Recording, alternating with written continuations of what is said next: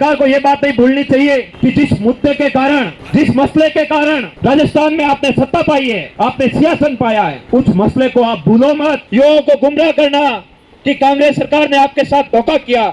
मैं राजस्थान की सरकार से पूछना चाह रहा हूं कि आपने पिछले 1.5 साल में कौन सा ऐसा काम किया जिससे युवाओं के सपने साकार हो सके। कि बिल्कुल भी राजस्थान की सरकार इस बात को गंभीरता से नहीं ले रही है कि इतना बड़ा अन्याय होने के बाद, इतना बड़ा राजस्थान के युवाओं के भविष्य के साथ कुठाराघात होने के बाद भी सरकार अपने मौज में मस्त है। सरकार को ये बात नहीं भूलनी चाहिए कि जिस मुद्दे के कारण, जिस मसले के कारण राजस्थान में आपने सत्ता पाई है, आपने सियासन पाया है, उस मसले को आप भूलो मत। अगर भूल गए तो ये युवा, ये किसान के बेटे, ये नौजवान आपकी वापस दिशा चेंज कर देंगे।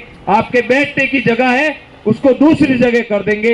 ये बात राजस्थान की सरकार को नहीं बोलनी चाहिए। जब विपक्ष में थी भारतीय जनता पार्टी की सरकार, तब बोसारों के आगे खड़े होकर फोटो सेशन के कार्यक्रम करवाना, युवाओं को गुमराह करना कि कांग्रेस सरकार ने आपके साथ धोखा किया। मैं राजस्थान की सरकार से पूछना चाह रहा हूं कि आपने पिछले 1.5 साल में कौन सा ऐसा काम किया जिससे युवाओं के सपने साकार हो सके, युवाओं के सपनों के साथ एक तरह से अच्छी बात हो सके। आपने ऐसा कोई काम नहीं किया, आपने ऐसी कोई पहल नहीं की। हाँ, आपने पिछले 1.5 साल में एक काम जरूर किया है, कांग्रेस के कुकर्मों पर पर्दा डालने का काम किया है। आपने कांग्रेस के मंत्री, संतरी और उनके रिश्तेदार जो सरकार, जो भर्तियों में नौकरियों पर लगे, उनको बसाने का काम किया है। आप तो बोल रहे थे कि हम बड़े बड़े मगरमच्छ पकड़ेंगे।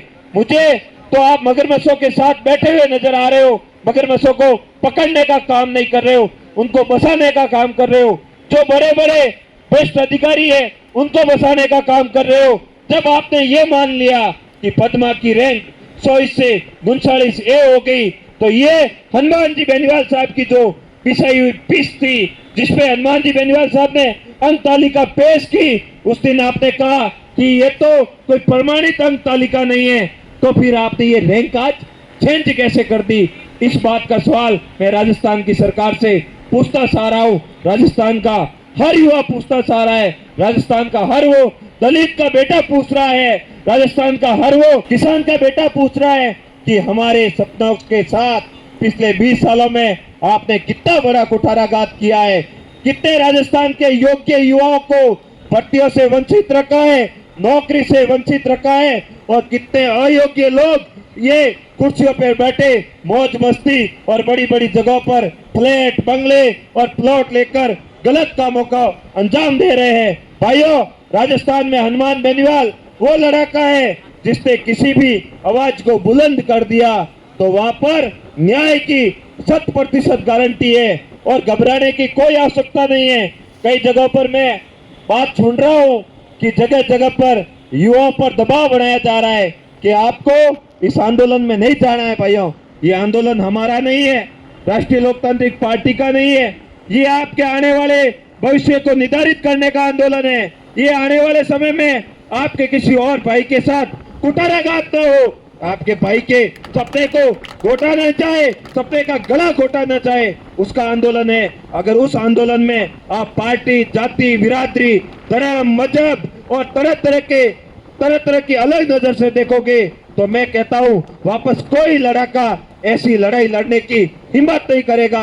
उस लड़ाके को पता होगा कि मैं लड़के भी क्या हासिल कर लूंगा।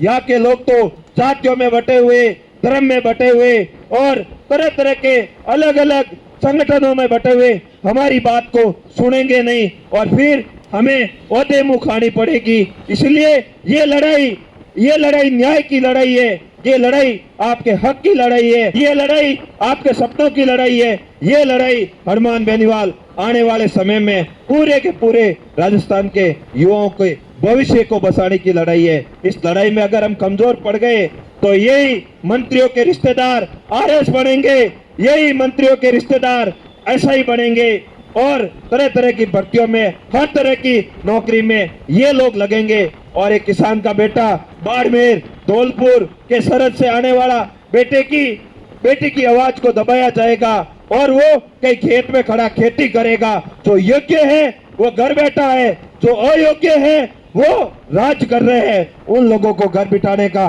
समय आ गया है। युवाओं, जाग जाओ, 25 तारीख को 25 मई को जयपुर में सुनामी आनी चाहिए और बड़े ही तरीके से बाड़मेर, जोधपुर, गंगानगर, बीकानेर सहित राजस्थान के हर कोने से युवा अपनी आवाज को बुलंद करने के लिए सड़कों पर निकलेगा और भगत सिंह, राजगुरु, सुखदेव सहित क्रांतिकारी योद्धाओं की भूमिका में आने वाले समय में अपने भाइयों की आजादी की लड़ाई को लड़ने के लिए मजबूती से सड़कों पर संघर्ष करके छुड़ी हुई सरकार को बताएगा कि राजस्थान का युवा का जमीर जिंदा है, स्वाभिमान जिंदा है, उनके अंदर क्रांति की भभक, क्रांति की आवाज आज भी जिंदा है, जो हनुमान बेनीवाल साहब के साथ मिलकर न्याय की लड़ाई लड़ने के लिए जयपुर की सड़कों पर आए हैं और भजन लाल सरकार को घुटनों पर लाकर ये संदेश देंगे कि आने वाले समय में हम कभी भी भ्रष्टाचार नाम की चीज राजस्थान में बर्दाश्त नहीं करेंगे। ये हमें तय करना है, ये युवाओं को तय करना है। मैं निवेदन करता हूं कि ज्यादा से ज्यादा संख्या में 25 तारीख को जयपुर पधार कर अपनी आवाज को बुलंद करें। ये लड़ाई हमें स्वयं को लड़नी है, लड़ने के लिए कोई बाहर से नहीं आएगा। बहुत बहुत धन्यवाद आप सबको।